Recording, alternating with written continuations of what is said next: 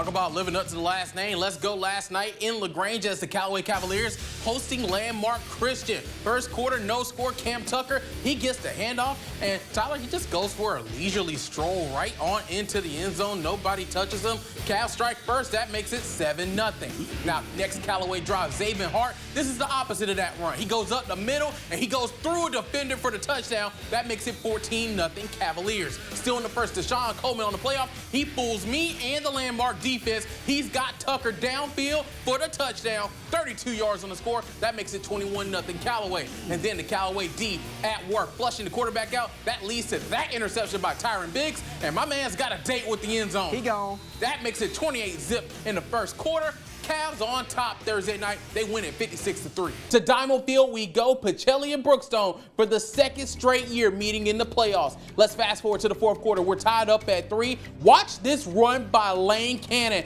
This is a grown man run. Trucks one defender, two defenders, and then bounces it to the outside. He gets shoved out of bounds inside the red zone, and then you let the man finish what he started. Cannon up the gut for 6. Brookstone takes the lead 10-3, but Pacelli responds in a big way. Jason Nelson to the outside finds the gap, and try as they might, they are so not catching him. 70 yards to the house. We're tied up at 10. Now, under a minute to go, Brookstone driving. Brooks Roney, he fires a dart to Chris Vickerson. He's inside the 30, and that will set up this. Jimmy Hunter for Brookstone coming on for the win. Snap down, and the kick is good. Brookstone ends Pacelli's state title reign with a 13-10 win, and the Cougars are going to the Final Four. The Knights and the Saints had plenty of close calls and near misses throughout the match, but after 80 minutes of regulation and 2 extra time periods, it was still scoreless, meaning penalty kicks would decide the state title. In the first 2 rounds of the best-of-5, both teams found the back of the net. But then Calvary's 8th grade goalkeeper, Caden Bowie, stepped up not once, but twice to give Calvary a shot to win it. Emmanuel Garcia made it 3-2 after Bowie's first save, putting the Knights out front.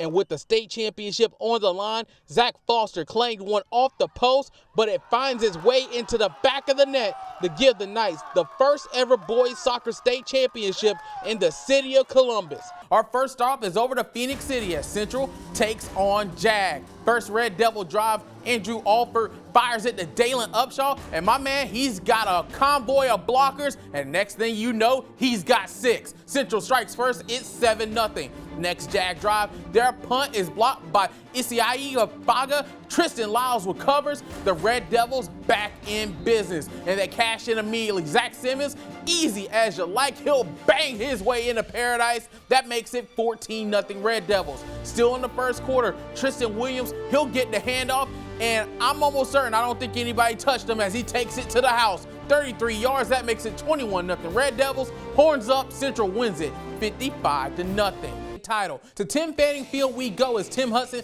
leads Lee Scott against his alma mater, Glenwood. First inning, no score, no more. Jackson Milam plays long ball to dead center field. That is a moonshot, 2-run bomb. Hey, crown your king and then hit the boom. It's 2-0 Glenwood.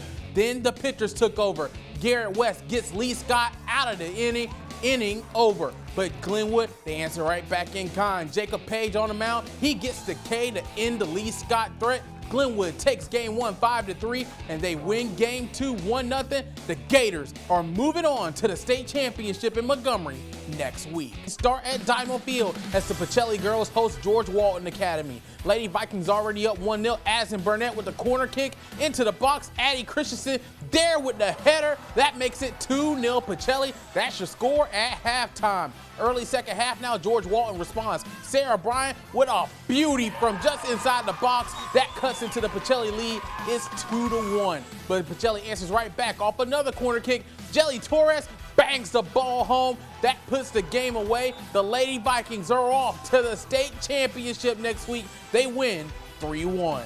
Now, who will join them? It's Brookstone and Pacelli on the boys' side. Something about Pacelli and corner kicks tonight, y'all. Noah Bowers gets the header home, and the Vikings strike first is 1-0 Pacelli. Same score. Y'all, watch this from Bryce Screws.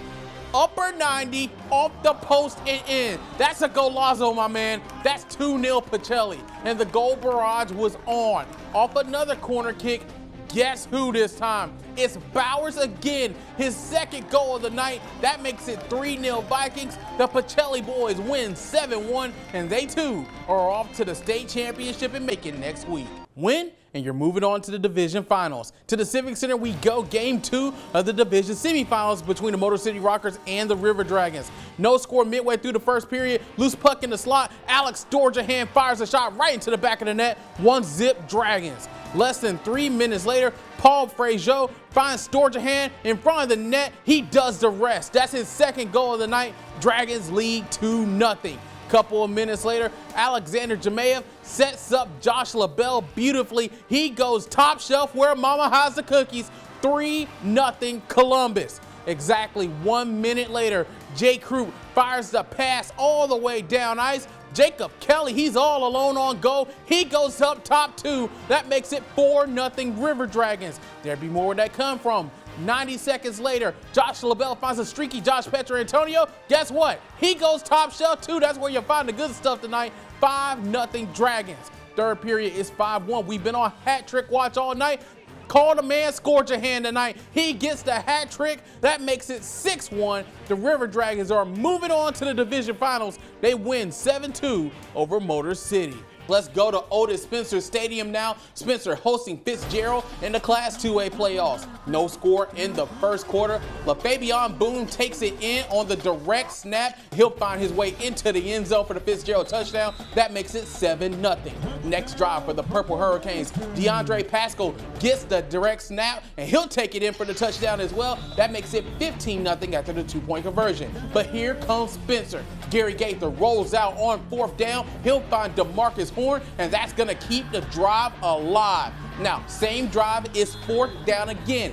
Gaither rolls out again. This time, he finds Kalen Brunson, and watch my man showcasing the toe drag swag. He makes the catch inside the 10, and then Justin Williams comes on, and he's going to finish the drive in the end zone to make it a 15-7 ball game. Unfortunately, it wouldn't be enough. Spencer falls tonight. The Fitzgerald 37-20. Let's take you over to Cougar Field, where the Lady Cougars are 17-0 on the season so far. No score in the first inning. Elise Ambrose at the plate. She hammers that one to left center. That's off the base of the wall. That'll drive in too. That makes it 2-0 CSU. It's 3-0 now, same inning. Brooke Miller at the plate now, and she gets all of that one. That ball is long gone on its way to Warren Springs Road. That makes it 6-0 Lady Cougars. That would be enough for CSU. They get the win 9-1, 9-4 in game 1 of the doubleheader.